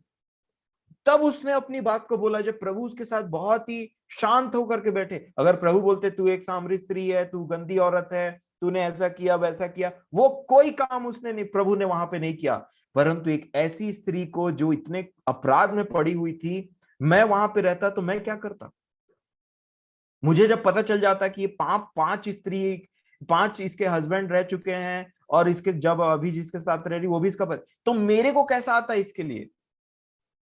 यही तो गड़बड़ी है। यही बात मैंने प्रभु के सामने में, मैंने जब वचन को पढ़ा तो एक्नॉलेज किया, प्रभु मेरा सोच यहाँ आपके जैसे नहीं है। मेरे तो पता नहीं उस स्त्री के बारे में कैसे कैसे विचार आ जाते। आप तो सब जानते थे, हम तो कुछ नहीं जानते, तो हमारा जजमेंट बिगड़ा हुआ रहता है। थोड़ी सी बात को जान जाते हैं तो हम लोगों के बारे में विचार हमारे उलट पुलट हो जाते हैं। बात करने का तरीका भले अच्छा हो, लेकिन मन में तो कुछ कुछ बात चलते रहता है कि ये तो ऐसा है, इसके बारे में वैसा सुनने मिला है। क्यों? क्योंकि हम वो काम नहीं करते, और इसीलिए फंसता है इंसान। अब देखिए, जब हम घमंड, मन का जो घमंड है, सबसे पहले मैं ये बात को प्रभु ने मुझे सिखाया कि मन का घमंड और मन की नम्रता, मनुष्य में जो घमंड होता है और जब नम्रता पैदा होती, दीनता आती है ना, सबसे पहले हृदय में होता है, और सबसे पहले परमेश्वर को पता चलता है, किसी को पता नहीं चलता। इवन वो खुद नहीं जानता है कि वो कहां घमंड कर रहा है, उसको घमंड नहीं करना चाहिए। जब उसका फल आता है तब उसको समझ में आता है कि मैंने घमंड किया। दानियल ने नबूकदनेस्सर को बताया कि वो राजा तू है, और तू अपने कामों को बदल ले, हे राजा, क्यों तुझ पर ये बातें बीते। उसने उसकी सलाह नहीं मानी, और उसके बाद में उनका जो घमंड है, मैं आपको दानियल की पुस्तक में से ये बात बताऊंगा, फिर हम आज की बात को खत्म करेंगे। यहाँ पे दानियल 4 अध्याय और 30 वचन को देखिएगा ध्यान से। दानियल 4 और उसका 30 वचन। मैं चाहता हूं कि आप सभी अपने बाइबल में ये वचनों को पढ़ें, ताकि आप इसमें आगे चल करके मनन कर सकें। दानियल 4 और उसका 30 क्या लिखा है? जब नबूकदनेस्सर जो है वो एक बहुत बड़े राजा थे, और जैसा मैं बोल रहा हूं, घमंड, कुछ चीज अकम्प्लिश कर लिया, कुछ बना लिया, कुछ कर लिया, या धर्म की बातों या बाइबल के वचनों में, क्योंकि हम इन बातों पे फोकस कर रहे हैं, मैं संसार की बातों को अभी नहीं ले रहा हूं। क्योंकि परमेश्वर ने उसके विषय में भी कहा है, जो बुद्धिमान बुद्धिमान अपनी बुद्धि पर घमंड न करे, जो बलवान है अपने ताकत पर घमंड न करे, परंतु वो मुझ पर घमंड करे, इस बात पर घमंड करे कि वो मुझे जानता है, और मुझे समझता है। अब देखिए, जब नबूकदनेस्सर ने इतने बड़े किंगडम को बना लिया, और किंगडम बनाने के बाद में उन्होंने जब उस किंगडम को देखा, उस राज्य को देखा, तो उन्होंने 30 वचन में बात बोला। वो छत पर टहल रहे थे, और टहलते टहलते उन्होंने 30 वचन में देखिए क्या लिखा, क्या यह बड़ा बेबीलोन नहीं है, जिसे मैं ही ने अपने बल और सामर्थ से राजनिवास होने को और अपने प्रताप की बड़ाई के लिए बनाया है। और फिर लिखा है, यह वचन राजा के मुंह से निकलने भी ना पाया था कि आकाशवाणी हुई, हे राजा नबूकदनेस्सर, तेरे विषय में यह आज्ञा निकलती है, राज्य तेरे हाथ से निकल गया। क्या बोला उन्होंने? जब देखा कि इतने काम जो मैंने किए, उन पर मन लगाया और बोला, क्या ये बड़ा राज्य मैंने नहीं बनाया? क्या मेरी मेरी बुद्धि नहीं है इसमें? क्या मेरा ताकत नहीं है? क्या मैं डेली वचन नहीं पढ़ता? क्या मैं गीत नहीं गाता? क्या मुझे सच्ची डॉक्ट्रिन नहीं पता है? क्या ये सारी चीजें मैंने नहीं की है? ऐसा होता है। पिलग्रिम्स प्रोग्रेस एक पिक्चर है जो मैंने शेयर किया था। उसमें जब वो जाते हैं और उनको बोला जाता है, तुमने तो ये भी किया, तुमने तो अपोलियन को भी मारा, तुमने तो ये फंदे से भी तुम बच गए, और फिर वो बोलने लग जाते हैं, हाँ मैंने ऐसा किया वैसे। और तब ट्रैप आता है अचानक से और उनको पकड़ लेता है, फंसा लेता है। ये एक ट्रैप है जो आपको ऊपर से नीचे गिराएगा। ये वो बात है जो मन के अंदर में होता है, और जो अपने मन को कंटिन्यूअसली जांचते रहते हैं, वो प्रभु उन पर वो बातों को प्रकट करता है। लिखा है, परमेश्वर उनका अपराध उन पर प्रकट करता है, धर्मियों पर तुमने ऐसा किया है। मेरे प्रियो, यहाँ पे क्या लिखा है, इसके 32 वचन को जो परमेश्वर ने इसको ट्रीट किया नबूकदनेस्सर को, उसको ध्यान से देखिएगा 32 में। तो इसका क्या किया, और तू मनुष्यों के बीच से निकाला जाएगा और मैदान के पशुओं के संग रहेगा और बैलों के समान घास चरेगा, और 7 काल तुझ पर बीतेगा। कहां था ये? छत में। क्या देख रहा था? राज्य को। अब छत से निकाल करके इसको जमीन के घास में बैठाया और बोले, यही घास खा, जब तक तू कंप्लीटली ना सीख जाए कि ये तू नहीं था, ये परमेश्वर ने तुझे दिया था। क्योंकि यिर्मयाह नबी की पुस्तक में लिखा है, मैं अपने दास को नॉर्थ से बुलाऊंगा, ये वही था। और ये समझने लगा कि ये मेरा है सब। इसीलिए पुत्र हो या पुत्री हो, याद रखिएगा हम दास भी हैं, और दास की भी मेंटेलिटी हमारे अंदर में होनी चाहिए। परमेश्वर के पुत्र और पुत्री तो हैं, पर दास के समान रहना है, ये प्रभु ने हमको शिक्षा दी। और इसीलिए क्या बोला कि देख, तू साम्राज्य को वो देख रहा था, तो छत से निकाल करके उसको जमीन में ले गया, और जमीन में उसको क्या बोला, 7 काल तुझ पर बीतेगा। 7 का मतलब आप समझते हैं, कंप्लीटली तू डिस्ट्रॉय होगा। कंप्लीटली मतलब तेरा घमंड जो है, 7 मतलब कंप्लीटली डिस्ट्रॉय हो जाएगा। अब तू रहेगा ही नहीं। और इसीलिए जब धर्मी घमंड करता है ना, जब वो दूसरों को तुच्छ जानता है, और ये इसी प्रकार है जैसे प्रभु ने बोला कि तुम में से जो पाप नहीं किया है वो पहला पत्थर मारे। सब पाप करते थे और सब दोष लगा रहे थे वहां पे खड़े होकर के, छोटे से लेकर के बड़े, हाथ में पत्थर पकड़ करके। तो जिस पाप को वो पॉइंट आउट कर रहे थे, वो पाप उनके अंदर में भी था, या वो किसी भी रीति से अपने आप को शुद्ध महसूस नहीं करते थे, तभी उन्होंने पत्थर नहीं मारा। उसी प्रकार से जब नबूकदनेस्सर को कंप्लीटली उन्होंने नीचे गिराया, तो वहां पे आप देखिए 7 काल तुझ पर बीतेंगे, मतलब तू कंप्लीटली भूल जाएगा कि तू क्या था। अभी जैसे उसने पहला शब्द क्या बोला 30 में, पहला वाक्य 30 को देखिए, क्या यह बड़ा बेबीलोन नहीं है जिसे मैं, जब तक ये मैं तेरा कंप्लीटली डिस्ट्रॉय नहीं हो जाएगा, कि तू 7 वर्ष जब बिताएगा। और इसलिए परमेश्वर धर्मियों पर, ये अपने बच्चों पर कभी कभी ये ऐसा उनको ट्रीट करना पड़ता है कि ये जो है, पौलुस ने बोला ना, मैं इसको शैतान के हाथ में सौंपता हूं। कभी कभी परमेश्वर पिता को हमको ऐसा ट्रीट करना पड़ता है कि हम सीखें कि हमने कहां गड़बड़ी की है, क्योंकि अनंत काल की जीवन की बात है मेरे प्रियो। परमेश्वर हमको बनाना चाहते हैं, और यही ट्रीटमेंट उन्होंने इजरायलियों को भी दिया था, परंतु उन्होंने बलवा कर दिया और मर गए। और जब 7 काल बीतता है ना किसी मनुष्य के बाद में, जब वो इस बात को एक्नॉलेज करता है, मैंने घमंड किया, मैंने वो बातों को किया जो परमेश्वर की दृष्टि में अच्छी नहीं है, तो क्या होता है? देखिए क्या लिखा है 34 वचन में।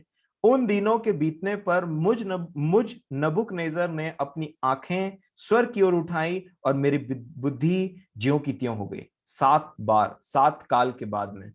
और तब इसका पहला बात सुनिए, नीचे देखिए क्या लिखा है। हाँ, मैं पूरा पढ़ता हूं।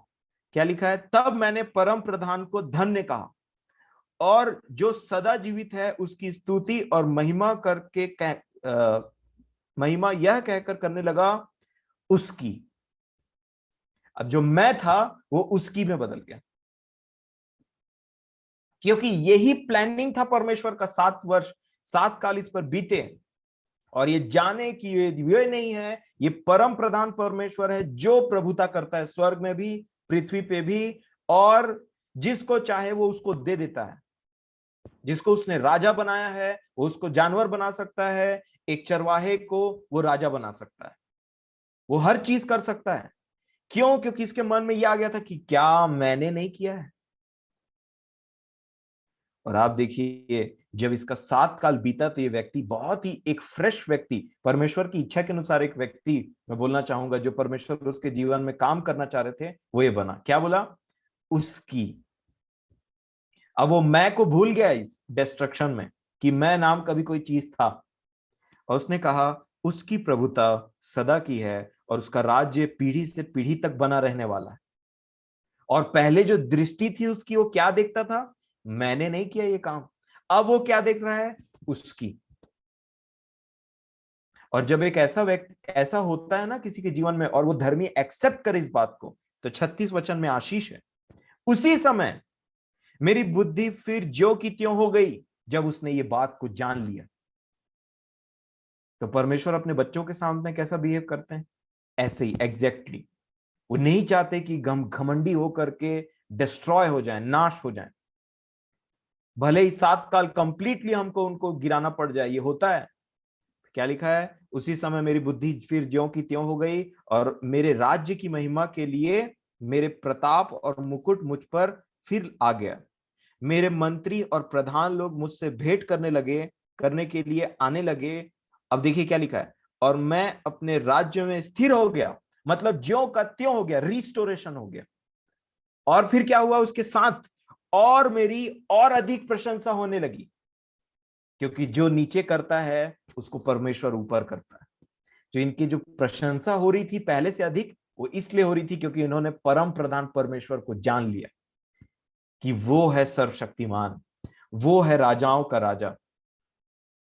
और यही होता है, इसीलिए हमको कभी भी तुच्छ नहीं समझना चाहिए किसी लोगों को। पर प्रभु वैसे नहीं देखते पापियों को। उन्होंने स्वयं कहा, मैं इस पृथ्वी पर दोष लगाने नहीं आया। इसीलिए मेरे प्रियो, हम घमंडी ना हो, हम मन में दूसरों को तुच्छ न जाने, परंतु परमेश्वर ने हम पर दया इसलिए किया है ताकि वो दया को हम आगे पास कर सकें, कि तुम्हारे लिए भी दया रखी है। हम अपने आप को बोल सके, भाई भले ही आज मुझे जीते जीते 5 साल, 15 साल, 20, 25 साल हो गया मसीह जीवन में, परंतु मैं जानता हूं कि कैसा है। आप तब उनसे वो बात कर पाएंगे और उनको सुसमाचार सुना पाएंगे। प्रभु मेरी और आपकी सहायता करे इस विषय में, और ये मेंटेलिटी दे। दूसरी बात ये मेंटेलिटी दे कि हम चाहे जितने भी धर्म के काम करें, वो परमेश्वर की इच्छा के अनुसार है, और वही विल इच्छा उत्पन्न करते हैं और वही करवाते भी हैं। तो मैं नाम की कोई चीज है नहीं। इससे हम अपने विषय में घमंड से भी बचेंगे और दूसरों को तुच्छ जानने के लिए भी हम इससे बचेंगे। नहीं तो, और ये एक मौका रहता है, क्योंकि धर्मी पर ही विपत्ति आती है। वो घमंड करता है। अगर आपके पास में संसारिक तौर पे कोई कार है ही नहीं, तो आप कार पे तो थोड़ी घमंड करेंगे। आपके पास में घर नहीं है तो आप घर में थोड़ी घमंड करेंगे। आपके पास में एक अच्छा डिग्री नहीं तो आप डिग्री पे थोड़ी घमंड करेंगे। जो चीज है उसी पे घमंड की जाती है। तो प्रभु हमें इन बातों से बचाए। हमारी सहायता करे। और आइए हम प्रार्थना करें और आज के इस मीटिंग को हम खत्म करेंगे।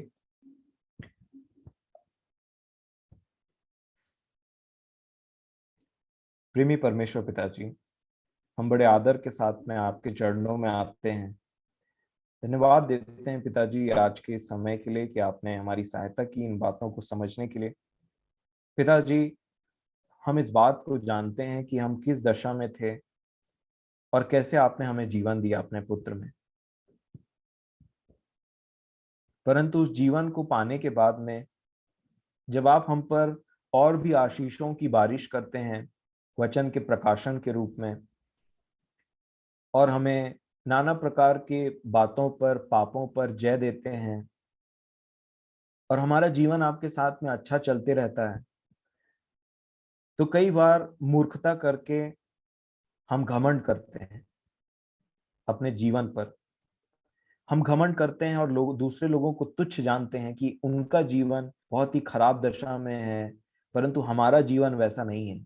हम जब लोगों को देखते हैं तो उनके जीवन को देखकर हमारे मन में दया नहीं परंतु न्याय उत्पन्न होने लगता है कि ये ऐसा है, और इसीलिए हम बहुत बार उनसे संगति नहीं कर पाते, और बहुत बार हम प्रभु यीशु मसीह को, आपके पुत्र को उन पर प्रकट नहीं कर पाते।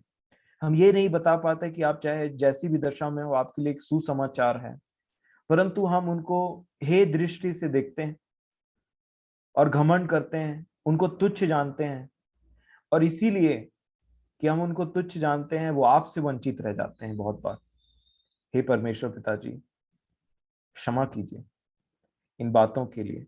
मैं अपने जीवन के लिए क्षमा चाहता हूँ और अपने उन प्रियों के लिए भी आपसे प्रार्थना करता हूँ जो इस बात को अपने जीवन के लिए महसूस करते हैं कि उनसे भी कहीं ना कहीं ये बातें हुई हैं। हे परमेश्वर पिताजी, आप एक बहुत अच्छे पिता हैं और आप हमें शिक्षा देते हैं, आप हमें सिखाना चाहते हैं। हम उन शिक्षाओं से जो हमारे जीवन के लिए है उनसे कभी नहीं मुंह मोड़ना चाहते हैं। पिताजी, आप हम पर अनुग्रह कीजिए।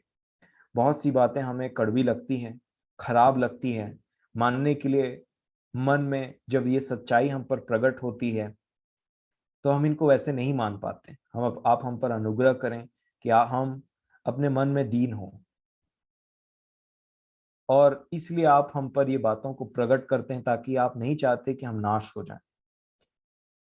मैं आपका धन्यवाद देता हूं ऐसी बातों के लिए, अपने आप को आपके चरणों में लाता हूं, और आपसे यही विनती है पिताजी कि हम इस बात को, इस शिक्षा को जो आप अपने पुत्र के द्वारा हम पर प्रकट करते हैं, जाने कि जो कोई अपने आप को बड़ा किया जाएगा वो छोटा बनाया जाएगा, और जो कोई अपने आप को छोटा किया जाएगा वो बड़ा बनाया जाएगा।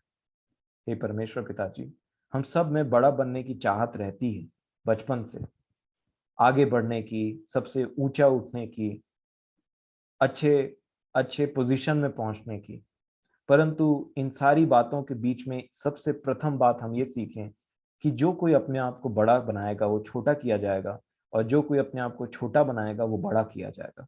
जितने पाप पर आप हमें विजय देते हैं, जितना अच्छा हमारा मसीही जीवन रहता है, वो आपके अनुग्रह पर डिपेंड करता है। आप हम पर अनुग्रह करते हैं तो हम आपके आत्मा के द्वारा उन पर जयवंत होने पाते हैं, परंतु जब हम घमंड करने लगते हैं तो हम अपने जीवन में एक डाउनफॉल को देखते हैं। हम देखते हैं कि किस प्रकार हम नीचे जाते जा रहे हैं सारे वचनों को जानने के बावजूद भी। हम देखते हैं कि हम कैसे आपके वचनों से मुंह मोड़ते हैं और हमारा जीवन निचले स्थानों में जाने लग जाता है। जैसे हमने सीखा कि तर्शीश से समुद्र में जाने लग जाता है। हे परमेश्वर पिताजी, हम पर अनुग्रह करें, हमें बचाएं इन बातों से, हर प्रकार के कपट से, हर प्रकार के दिखावे से, हर प्रकार से बचाएं। न्याय करना आपका काम है। हम आपके सुसमाचार को और आपके स्वभाव को लोगों पर प्रकट करें, और जितने खो गए हैं, जितने बिछड़ गए हैं, पीछे हट गए हैं, और जितने उस पाप के दलदल में पाए जाते हैं, हम ऐसे लोग बने जो आपके सुसमाचार को उन तक पहुंचा सकें, ताकि अनंत जब हमारा न्याय हो, जब हम आपके पास में पहुंचाए जाएं, तो आप हमें कहें कि हे मेरे बेटे, हे मेरी बेटी, तूने उस पर दोष नहीं लगाया परंतु उसको सुसमाचार पहुंचाया। अब वो मानता है नहीं मानता है ये उनका काम है, आपकी शिक्षाएं हमारे तक पहुंची है प्रभु जी, हम ऐसा जीवन जीने में आप हमारी सहायता करें। आपके अनुग्रह पर विश्वास करते हुए और आशा लगाए रखते हुए कि आप हम पर अनुग्रह करेंगे इस विषय में, और हमें इन सारी बातों पे जय देंगे, ताकि हम आपके वचन पे चलने वाले बन सकें और आपको और अच्छे तरीके से जान सकें। इस बात के लिए मैं आपसे विनती करता हूँ। एक अच्छे पिता होने के नाते हमारा विश्वास है आप पर कि आप हमारे लिए जो भी बातें करते हो हमारी भलाई के लिए ही निकलती है। भले हमें डिसिप्लिन अच्छा न लगे, भले बहुत सी बातों को हम जाने और हम हमारे जीवन पे वो बहुत बड़ा एक इम्पैक्ट हो, ये भला है प्रभु जी कि हम आपके वचन में को नम्रता और दीनता से ग्रहण करें और उसके अनुसार अपना जीवन बना ले। हम झुकते हैं आपके वचन के सामने, आपकी बातों के सामने, और क्षमा चाहते हैं कि हमने मैंने एक समय ऐसा बिताया जिसमें मैं इन बातों से दूर रहा और मैंने उसका खामियाजा भी भुगता है। मैं नहीं चाहता कि इन बातों से बाकी लोग भी इस तरीके से वंचित रहें, परंतु वो जाने अपने जीवन में और इन बातों से हम शिक्षित होकर के आपके पुत्र की समानता में और भी बनते चले जाएं। ये बातें हमको तोड़े अंदर से और आपका वचन हमारे जीवन में कार्य करे पिताजी। सारा आदर महिमा आपको देते हुए विनती प्रभु यीशु मसीह के नाम से मांगता हूं, दया से सुने और ग्रहण कर लीजिए। आमीन।